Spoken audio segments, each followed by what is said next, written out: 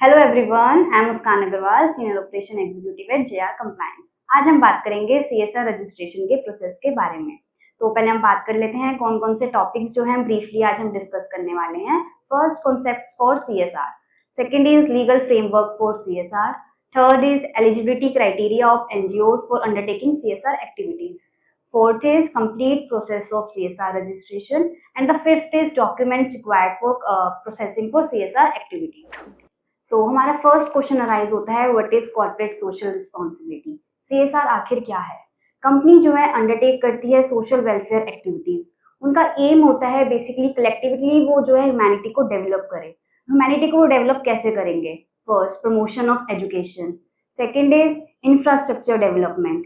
Third is sanitation. Fourth is environment conservation. Fifth is scientific research. And बहुत से तरीके हैं जिससे भी वो सोशल वेलफेयर एक्टिविटीज कर सकती है, उनको अंडरटेक कर सकती है। अब इसके बाद हमारा क्वेश्चन आता है कि सीएसआर एक्टिविटीज करना कंपलसरी है या वॉलंटरी है। क्या कोई भी कंपनी सीएसआर एक्टिविटीज कर सकती है या फिर कुछ कंपलसरी रिक्वायरमेंट्स है कि वही कंपनीज जो है हमारा सीएसआर एक्टिविटीज करेगी। इस क्वेश्चन का आंसर करने से पहले हमें जानना होगा लीगल प्रोविजंस क्या हैं सीएसआर एक्टिविटीज के। कुछ सेक्शन है जो हमारा कवर करती है सीएसआर एक्टिविटीज को गवर्न करती है कि कौन कर सकता है और कौन नहीं कर सकता। सेक्शन 135 ऑफ कंपनीज एक्ट 2013 जो है हमारा सीएसआर एक्टिविटीज को गवर्न करता है। ये हमें बताता है कौन कौन सी कंपनीज जो है एलिजिबल हैं सीएसआर एक्टिविटीज करने के लिए। According to this section, companies having net worth of rupees 500 crore and above or turnover of rupees 1000 crore and above or net profit of rupees 5 crore and above during the immediately preceding financial year.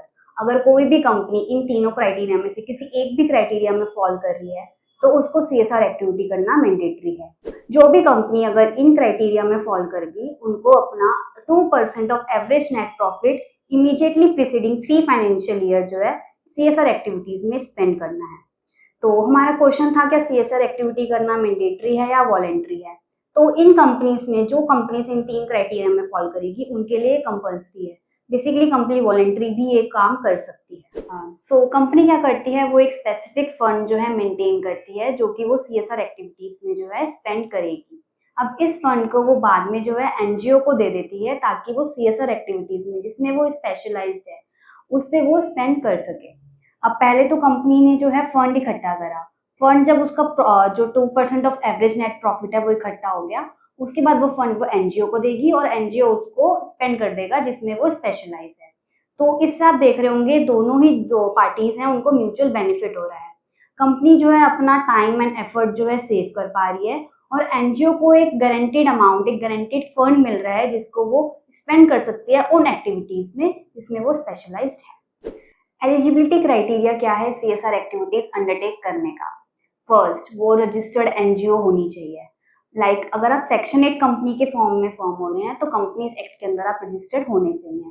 Second, अगर आप trust हैं तो trust act के अंदर आप registered होने चाहिए। And third, अगर आप सोसाइटी हैं तो सोसाइटी एक्ट के अंदर जो है आप रजिस्टर्ड होने चाहिए।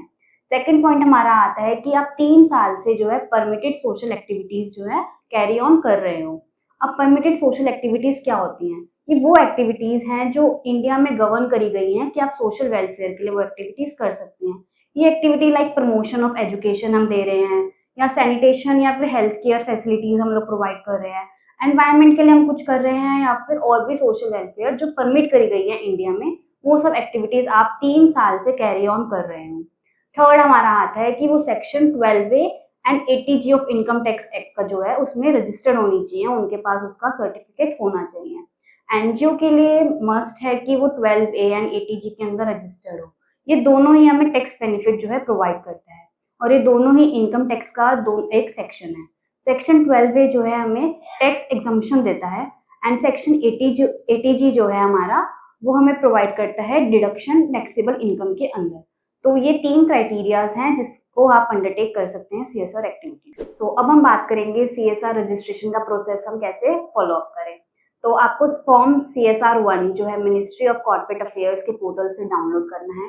इसमें बेसिक डिटेल्स आपको फिलअप करनी है अपनी कंपनी से रिलेटेड, अपने डायरेक्टर्स या अपने मेंबर से रिलेटेड बेसिक इन्फॉर्मेशन उसके अंदर प्रोवाइड करें एंड इस फॉर्म को फाइल करें। इसमें जो है ये डिजिटली साइन होगा डायरेक्टर्स या मेंबर्स के थ्रू। अगर कंपनी सेक्शन 8 कंपनी है तो डायरेक्टर साइन करेंगे, अगर ट्रस्टी या फिर सोसाइटी है तो ऑथराइज पर्सन या मेंबर जो भी रहेगा वो इसको डिजिटली साइन करेगा। और प्रैक्टिसिंग सीए, सीएस या सीएमए जो भी हैं वो सर्टिफाई करेंगे इस फॉर्म को। इस फॉर्म को पूरा प्रिपेयर करने के बाद आपको ये अपलोड करना है पोर्टल पे, और इसके बाद जैसे ही ये फॉर्म अप्रूव हो जाएगा आपकी मेल आईडी पे सीएसआर नंबर जो है आ जाएगा। ये सीएसआर नंबर जो है आप संभाल के रखिएगा क्योंकि यही आपके आगे काम आने वाला है। अब ये अप्रूव हो गया आपका फॉर्म। इसमें अब कौन-कौन से डॉक्यूमेंट्स जो हैं आपके रिक्वायर्ड होते हैं ये फॉर्म फाइल करने के लिए। फर्स्ट, आपको जो रजिस्टर्ड सर्टिफिकेट है आपको वो चाहिए होगा। सेकंड, आपका पैन कार्ड जो आपकी कंपनी का या ट्रस्ट या सोसाइटी का रहेगा वो आपको देना है। थर्ड, आपके केवाईसी डिटेल्स चाहिए होंगी मेंबर्स की या फिर डायरेक्टर्स की। तो ये सारी ही जो हमारी इन्फॉर्मेशन है वो सीएसआर एक्टिविटीज़ के रिलेटेड है। अगर आपको इसके रिलेटेड कुछ भी क्वेरीज या कुछ भी डाउट्स होते हैं तो आप हमें कॉन्टैक्ट कर सकते हैं। Thank you.